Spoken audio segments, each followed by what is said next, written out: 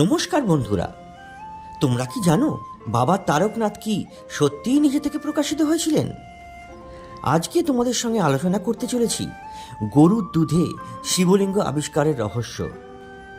বাংলার বুকে এমন কিছু তীর্থক্ষেত্র রয়েছে যেখানে ভক্তদের বিশ্বাস আজও দেবতারা জাগ্রত। হুগলির তারকেশ্বর মহাদেব সেই সব পবিত্র তীর্থের মধ্যে অন্যতম।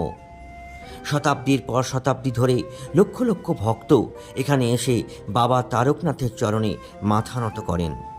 কেউ আসেন সন্তানের আশায়, কেউ রোগ মুক্তির প্রার্থনায়, কেউ বা জীবনের অন্ধকার দূর করার আশায়।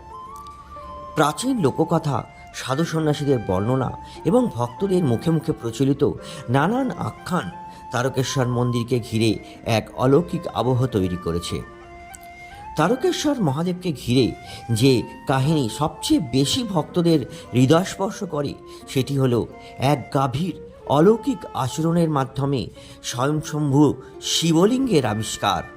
এই কাহিনী আজও তারকেশ্বরের ধর্মীয় ঐতিহ্যের অন্যতম গুরুত্বপূর্ণ অংশ হিসেবে বিবেচিত হয়।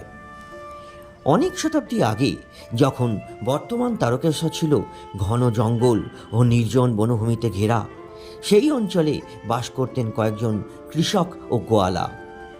তাদের গরুর পাল প্রতিদিনের মতো জঙ্গলে চড়তে যেত, কিন্তু সেই পালে থাকা একটি সাদা গাভীর আচরণ ছিল সম্পূর্ণ আলাদা। প্রতিদিন দুপুরের দিকে গাভীটি পাল থেকে আলাদা হয়ে জঙ্গলের একটি নির্দিষ্ট স্থানে চলে যেত। সেখানে পৌঁছে সে নীরবে দাঁড়িয়ে পড়ত এবং আশ্চর্যের বিষয়, কেউ দহন না করলেও তার স্তন থেকে নিজে থেকেই দুধ ঝরতে শুরু করত। দুধ মাটির একটি নির্দিষ্ট অংশে গিয়ে পড়ত, তারপর গাভীটি শান্তভাবে ফিরে আসত। প্রথম কয়েকদিন রাখালরা বিষয়টিকে গুরুত্ব দেয়নি, কিন্তু একই ঘটনা প্রতিদিন ঘটতে থাকায় তারা বিস্মিত হয়ে যায়। তারা বুঝতে পারে এই স্থানের সঙ্গে নিশ্চয়ই কোনো অলৌকিক শক্তির সম্পর্ক রয়েছে। খবরটি স্থানীয় মানুষের মধ্যে ছড়িয়ে পড়ে। এই দৃশ্য দেখে উপস্থিত সবাই স্তম্ভিত হয়ে যান। সাধুরা বলেন, যেখানে গোমাতা নিজের ইচ্ছেতে দুধ নিবেদন করেন সেখানে নিশ্চয়ই স্বয়ং দেবতার অধিষ্ঠান রয়েছে। একদিন গ্রামের প্রবীণরা, কয়েকজন সাধু এবং জমিদারের লোকজন সেই স্থানটি খুঁড়ে দেখার সিদ্ধান্ত নেন। জনশ্রুতি অনুসারে মাটি সরাতেই সেখানে একটি কৃষ্ণবর্ণ পাথরের শিবলিঙ্গের শীর্ষভাগ দেখা যায়। সবাই ভক্তিভরে সেটিকে তুলতে চেষ্টা করেন, কিন্তু যতই খোঁড়া হয় তার শেষ পাওয়া যায় না।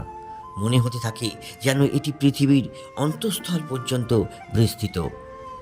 তখন উপস্থিত সাধু সন্ন্যাসীরা ঘোষণা করেন, এটি মানুষের হাতে নির্মিত শিবলিঙ্গ নয়, স্বয়ং মহাদেব এই স্থানে স্বয়ংভূ রূপে বিরাজমান। সেই দিন থেকেই এই শিবলিঙ্গকে স্বয়ংভূ বাবা তারকনাথ নামে পুজো করা হয়। এরপর প্রচলিত কাহিনী অনুযায়ী এক রাতে স্থানীয় রাজা স্বপ্নে মহাদেবের দর্শন লাভ করেন। শিব তাকে আদেশ দেন, আমি এই স্থানেই যুগের পর যুগ ধরে বিরাজমান। এখানে আমার জন্য একটি মন্দির নির্মাণ করো, যাতে সকল ভক্ত আমার দর্শন লাভ করতে পারে।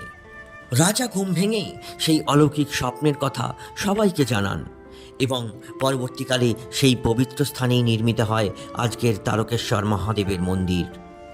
ভক্তদের বিশ্বাস, যেহেতু এই শিবলিঙ্গ মানুষের দ্বারা প্রতিষ্ঠিত নয়, তাই এর মধ্যে মহাদেবের চৈতন্য শক্তি সর্বদা জাগ্রত।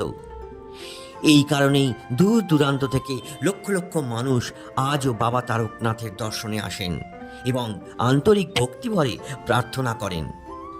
হিন্দু ধর্মে গোমাতাকে অত্যন্ত পবিত্র বলে মনে করা হয়।